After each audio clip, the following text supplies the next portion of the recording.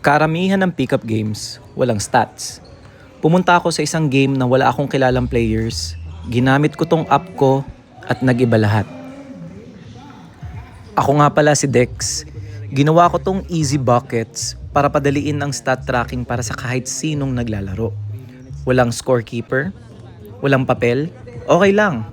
Isang tao, isang phone, kaya na. Yun ang pinaka-goal natin.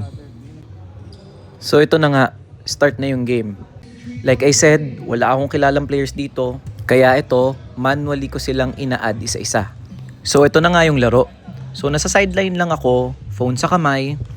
Pag may nakashoot, 2 points made, tap mo lang yung player. May nakatres, 3 points made, tap mo lang yung player. Kita mo agad yung nangyayari. May live box score ka habang tumatakbo yung game.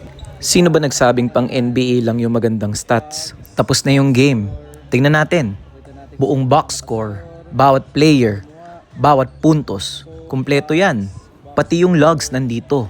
Bawat basket, kung kailan, kung sino, lahat naka-record. Pumasok ako sa game na to bilang random spectator, pero nakapag-record pa rin ako ng stats ng maayos. Paano pa kaya kung may copy ako ng roster bago pa sumipot sa laro? Sa susunod na game, subukan natin yung alam na natin yung roster. O sige, kita na lang tayo sa susunod.